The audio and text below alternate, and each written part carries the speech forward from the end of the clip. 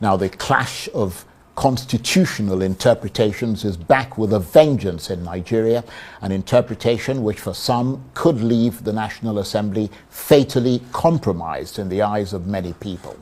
And for many constitutional lawyers, the use of a voice vote on a matter as crucial as emergency rule is a major breach. One of them, writing on social media, said that if you saw the outcome of the vote today in both the red and green chambers, you'd be forgiven for thinking that a moral cancer is starting to eat away at the very fabric of the rule of law in this country. Another pointed out that there couldn't have been a better case study in hypocrisy, double standards, and inconsistency, where the constitutional requirement of a resolution supported by a two-thirds majority of all the members of each house of the National Assembly was replaced by a voice vote. How much more can the National Assembly do to delegitimize itself in the eyes of the law and of the electorate who voted them into office, he asked. Well, for more on this, I'm joined now in the studio by the political and development analyst Jacob Pele, founder of TAF Africa, who's from Opobo town in Rivers State, where Governor Fubara comes from. And I'm also joined on the line from Yenagoa by the president of the Ijaw Youth Council Worldwide, Jonathan Lopabiri. Gentlemen, thank you very much indeed for joining us. Let me start with you, Mr. Epele. You're from Rivers State, and many people there have described this imposition of emergency rule as unjust and even dangerous. What do you stand on that? Thank you, Charles. I think I would like to describe it in the following terms. The day that the president pronounced this unconstitutional state of emergency, I would describe it as a sad day for democracy. I would also go ahead to describe today as the saddest day for democracy, because the House of Assembly, who had the impetus, the mandate of the people to defend the people, today denigrated us. They totally, absolutely disregarded us and did not live up to expectation. They didn't stand up to save democracy.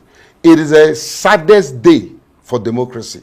That's my opening statement. And I can hear that sadness very clearly in your voice. And I suspect that that is also the way that a lot of other people feel in Nigeria. Not everyone, of course, because, I mean, there are different sides to the story. But let me come to you, Mr. Lopabiri in Yenagoa. You're in the Niger Delta region.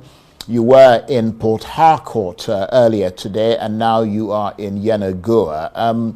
What sense do you get of how the people in that region are reacting to today's development? Is there surprise, anger, bewilderment? Well, Charles, thank you for having me. First, I'm speaking from a position of dual roles in the Niger Delta. One, I am president of the Ijaw Youth Council. Secondly, I'm also chairman of the Niger Delta Ethnic Nationalities Youth Leaders Forum. So I have two roles in the same Niger Delta, but speaking first as president of the Ijaw Youth Council, my heart bleeds and the Niger Delta people weeps for what happened day before yesterday and today.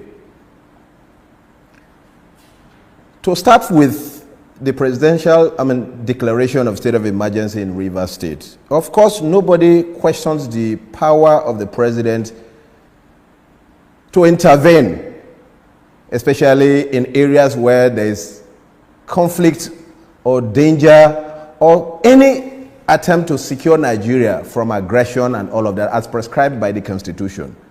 But in the present circumstance, we're all shocked at the speed with which the declaration was made, and then sadly, the swearing in of a military administrator, even before the parliament eventually ratified this declaration. So first, our democracy is highly placed on trial. And for me, I worry. I'm coming from a position of concern beyond just being president of IYC. This is a democracy that we still call nascent. So if actions of government aimed at solving a problem aggravates the problem and tension in the land, then it calls for worry. Why? If the president who has the power to intervene had intervened in peaceful political solution to an issue, and while Pandef and other members of society who are concerned about the degenerating situation in this conflict, and then, boom, we heard a declaration that totally terminates the tenure of an elected governor and a deputy governor who practically had no role in the conflict itself, been sacked without any consideration. It calls for worry. And as much as we know that the president had the power, did the Constitution envisage that under a quarrel or a disagreement between two political family that now are opponents, is it enough to totally sack a democratically elected House of Assembly and then that of the executive completely, and then imposing a military administrator on the people of Rivers State? Right, okay. Two things are eminent in this. Right. Well, let me just come in there and let me just point out that, I mean, I think you're pretty much, you've pretty much laid out the points very succinctly, but let's just be clear that the governor and his deputy have not been sacked. They've been suspended, although you could make the argument, as some people have made, that by removing them from their offices, you've essentially taken away the vote that was given to them by the fiat of the electorate. But also, let me come to you, Jake, because I think Jonathan made some very good points there. Is there a sense that this crisis should have been resolved well before it got to the stage of imposing a state of emergency? Charles, absolutely. If Mr. President, whom I so respect, I have in many fora tried to defend some of his policies. And I do that, with good intention, because he's someone that I know has been compassionate towards the poor.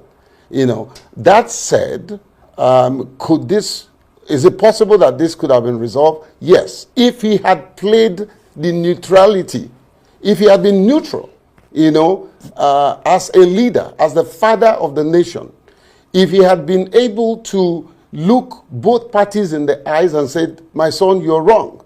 My son, you're wrong. That was not the case, Charles. It was one-sided. His decisions, his actions, his proclamation was absolutely one-sided. It looks to me like he was protective of the FCT minister. Well, I mean, he would argue that he wasn't, but I think you're on the right track in the sense that it is all about perception, and the perception is that it is one-sided. Yeah, it is. There's no doubt about that. I mean, a document was put together, and the young man was forcefully, as far as I'm concerned, in my own opinion, asked to sign, and he signed.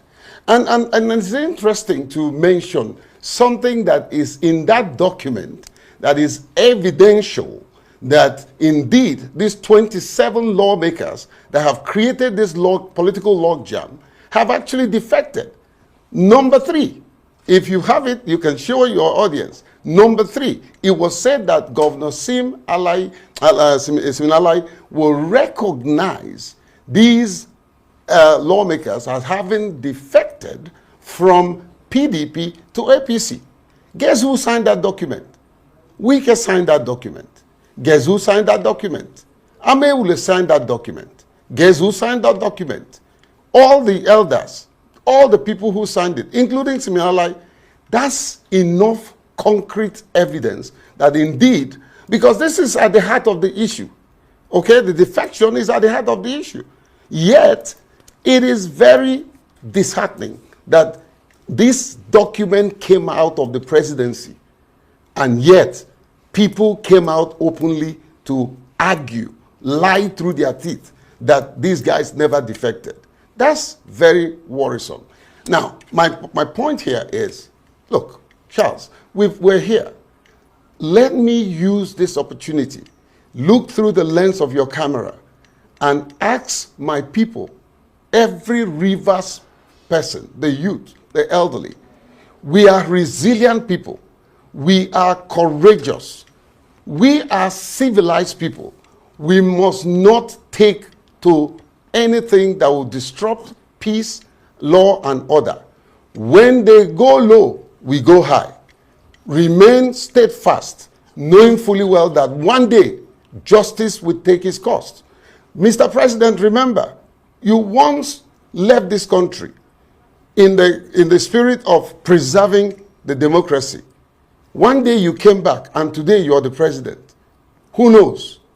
The people that are being marginalized today, my people that have been tossed aside, we are the one producing the resources that is taking care of everybody, including those in Aso Rock, and yet we are treated as minority of the minority.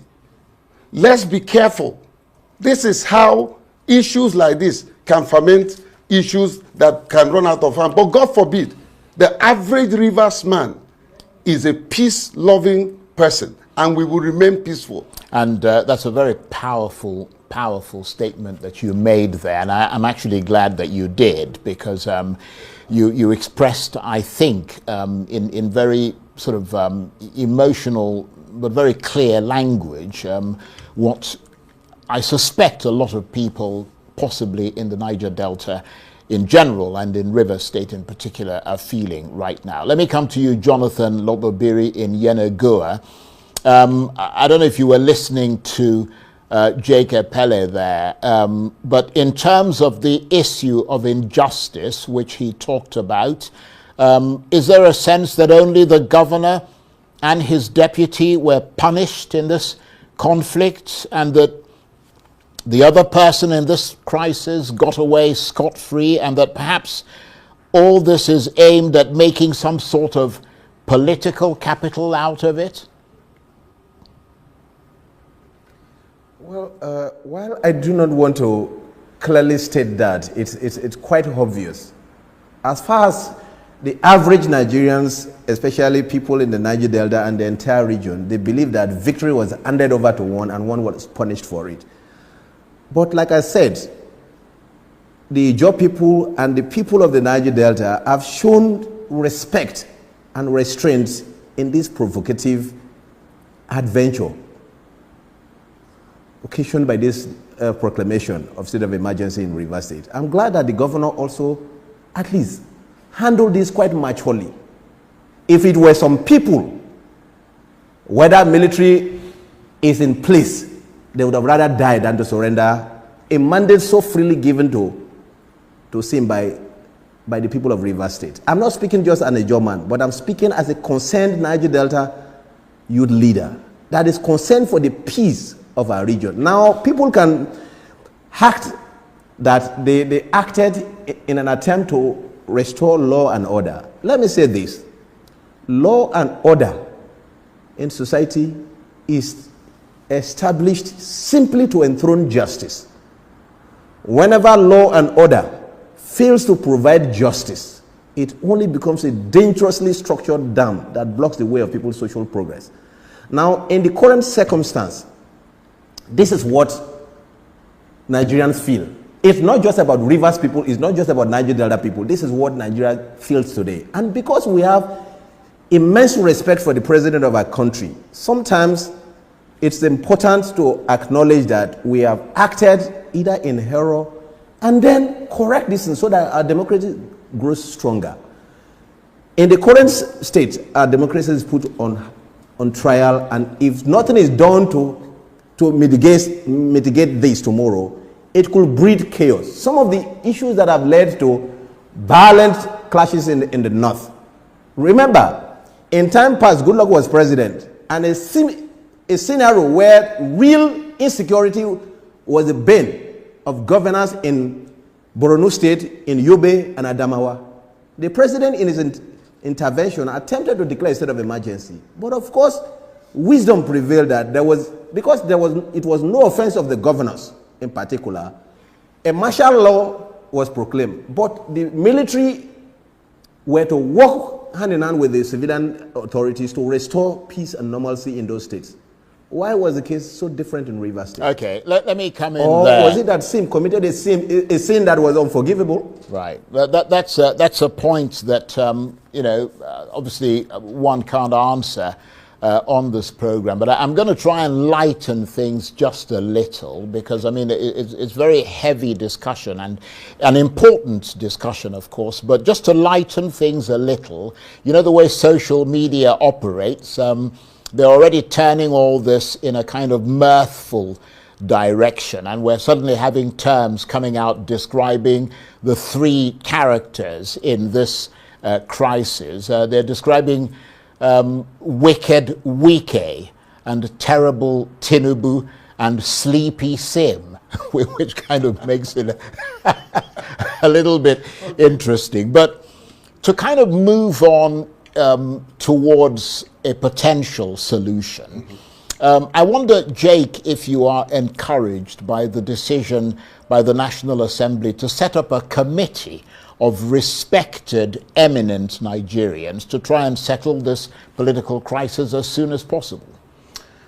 That's okay. If truly there is sincerity of purpose, I hope we won't find puppets as members of this committee. It doesn't matter what name they bear. I mean, they can be Rivers, and they can also be Northerners in Rivers clothing, and all that. If there is a sincerity of purpose and the people are neutral and the people are courageous, we can find a political solution. But then, if you look at it the other way around, the law have been tilted, and if not dented, and now you want to bring a political solution or cultural or traditional solution. That should have been the first thing first. It should have been the actions of the president. I expected that the president should have called the governor. It doesn't matter if the governor didn't call him. We've seen the US president do that. We saw Biden do that, even when the Republican governors were not willing to even talk to him. Biden left messages, So there's nothing wrong with a leader. And Charles, I wish I had time to talk about leadership, the traits and characters of leadership. This is what leadership is all about. It's about being able to reach the unreached. It's about making the small feel great in your presence, and not trying to use a sledgehammer, you understand? And you're using a sledgehammer to beat an ant. It doesn't make sense. So I had expected him to have called Sim, look, my son, this is what is happening. What do you have to say? Can you come to Abuja? I want to see you. Look, this military that we're using right now that are intimidating my people, and I'm not saying they shouldn't be. We want peace. Please don't get me wrong. I'm not saying it shouldn't be. However, I got a call, and I don't want to mention the name of the young lady. The children are crying. I have cousins, I have brothers who are not safe. They don't feel safe. How? So I wish we had divided into three these might and put them there to stem the tide of trouble and leave the elected officials to function. Well, talking about safety, and that's obviously a very important thing that Jake was referring to there. Jonathan, we know that what led to this, according to the president, was what appeared to be the rumblings of disquiet, which appeared to be heading towards violence with the explosion of that pipeline. How do you assess that conclusion, given that you preside over the Ijaw Youth Council? And let's face it, I mean, some of the threats of violence seem to be coming from the youths in the Niger Delta. Well, Charles, to be quite honest, the Ijaw Youth Council that I'm leading today is a social, cultural organization that advocates for the good and advancement of the Ijaw cause. But because we live in the midst of other ethnic groups who have extended that big brother relationship with every other ethnic groups, and the IYC at no time will encourage violence, especially on installations that we have so worked hard to restore hope and normalcy, so that the oil can flow out of the region just as it has always been done. But I can tell you for free that what happened in Ogoniland, which the president premised his action or relied upon in punishing Sim. Let me play a scenario. What if Sim's enemies, because there are threats from Ijaw people and Niger Delta people who are aggrieved by what is going on, and then his enemy go to set up a fire, and then because the president may not know, or Nigerian intelligence may not have revealed what happened, and then the man is punished. Now, from the Arise TV's intervention, we have clearly seen that it was a well-prepared, orchestrated arrangement just to ignite or justify whatever was planned. I can tell you for free that Sim had no hand in that. But like I said, two wrongs cannot make a right. And the Ijaw people, the youths of the Niger Delta, were always trying to dissuade violent, because destructive means can't give any constructive hand. Okay, we're almost out of time. We believe that genuine interventions can resolve this issue. Okay, we're almost out of time. Jake, a final word from you. What do you think will happen next? Can I weigh in? Very briefly, Jonathan, we've got literally 1 minute. Yes, Jonathan and I and the president of Ijaw Nation, the three of us had a phone call today, and three of us have agreed we are going to do everything possible to make sure that peace reigns. And we will continue to do that.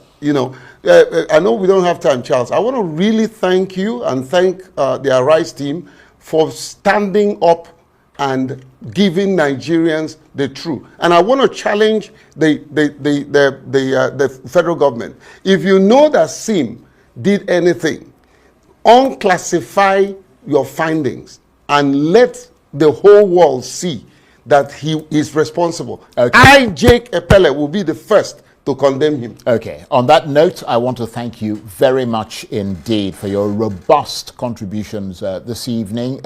Jake Epele is the founder of TAF Africa. He's from Opobo town in Rivers State, where Governor Fubara comes from. He's also a political and development analyst, and also on the line from Yenagoa, the president of the Ijaw Youth Council Worldwide, Jonathan Lopebiri. Gentlemen, thank you very much indeed. That's it for this edition of Arise Prime Time. Join us again tomorrow. From me and the entire team here in Abuja and Yenagoa, bye-bye and thank you for watching.